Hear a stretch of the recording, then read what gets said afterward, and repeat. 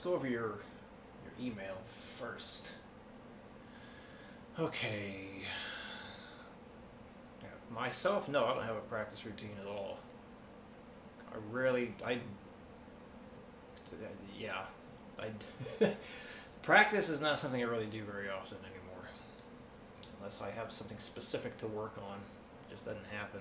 But for other students, yes, it's do what I give you. That's the routine. About this, yeah, take about 30 to 45 minutes to work on all the rhythm stuff that you're working up, going faster and faster with. Of course, you got the theory things as well. And the usual deal with that is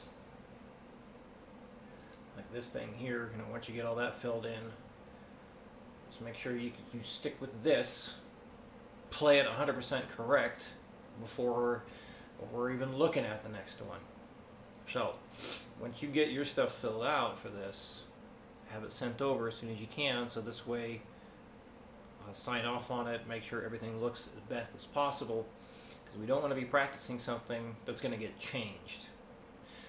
As far as like other things to do, like working on improv stuff is always great. If that's something you want to get better at, you can take any of the arpeggios we've done, apply that as well. Really just make stuff up. Like we're doing all this chord theory and whatnot is to show you all kinds of things that are possible. Come up with things that you maybe never would have had you not come across some of these interval combinations. Let's do 20 minutes each morning. If you're only going to be doing like 20 minutes a morning, I mean, that's already going to get filled up quick. And not even all the way with our stuff.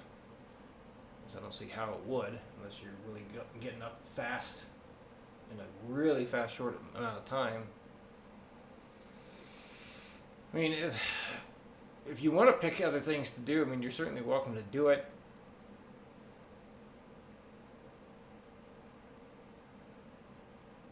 My usual thing is with people, like, I mean, there's only so much time and energy you're going to have anyway, so my thing has always been, like, work on what you're given, and then play whatever the heck you want afterwards.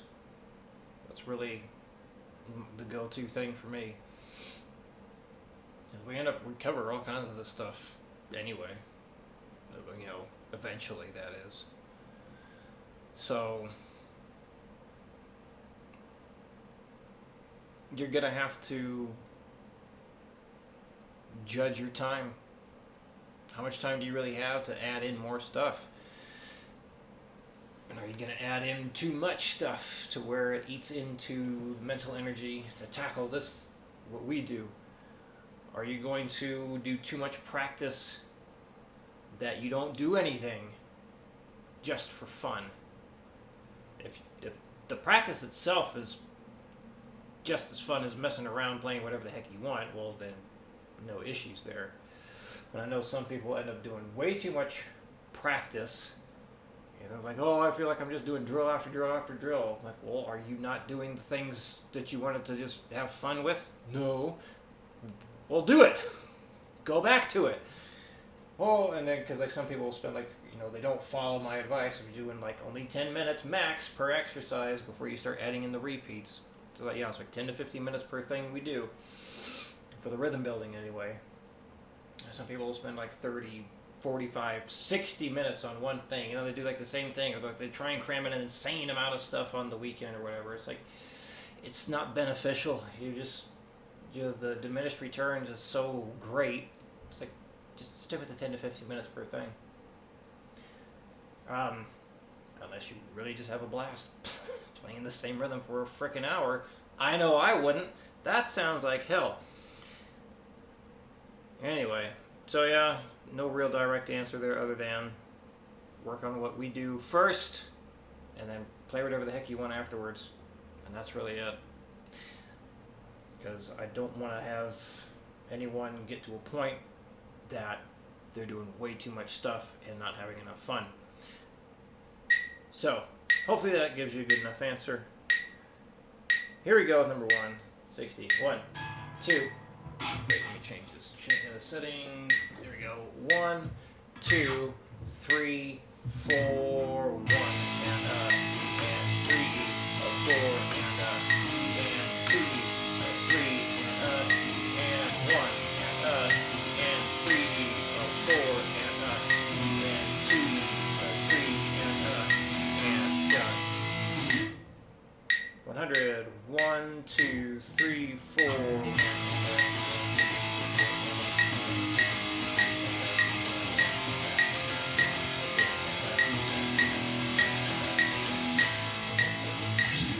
140, 1, 2, 1, 2, 3, 4.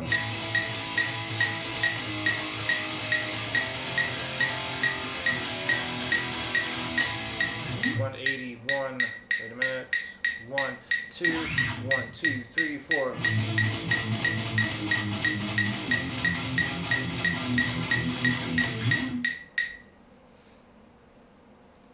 Number 2, constant. Down, up, down, up, down, up, down, up, down, until you get to the 4th bar. 60. 1, 2, 3, 4. 1, 2, and 3, and 1, and 4, and 2, 3, and 2.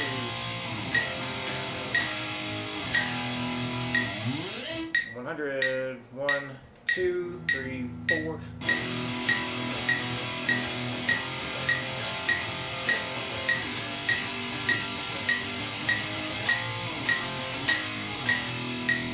140. 1, 2, 3, 4.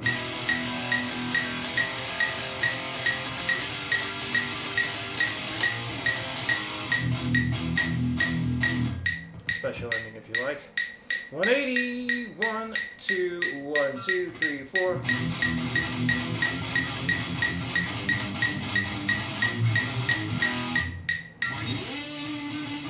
Number 3. So big challenge here is keeping that hand moving the entire time. So if that means you can't go faster because you like accidentally hit the strings and whatnot while attempting the ghost strums, that means you don't go faster. Accuracy, accuracy, accuracy. That's what we want. And this is training your hand and brain for more challenging stuff to come.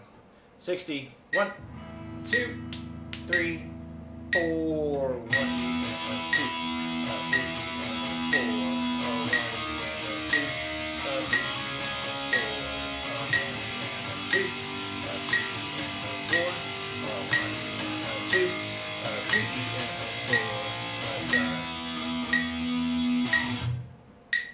100, and I'm not getting this to 180. I don't think I can. Maybe. 100. 1, 2, 3, 4. 1, 2, 3,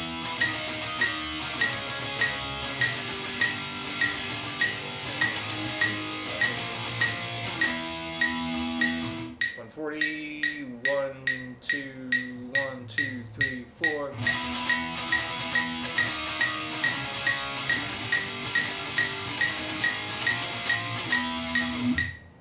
Try 180. 1, 2, 1, 2, 3, 4.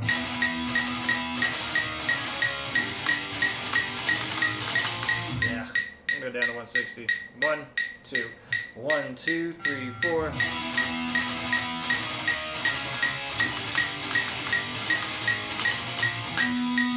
Yeah, just keeping those strums going makes it very challenging.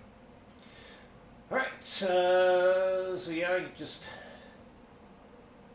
don't necessarily need to run through that. Not a bad idea, but reference that as much as needed to complete all this stuff. So yeah, if you have any questions doing that, let me know, and I will see you again next week.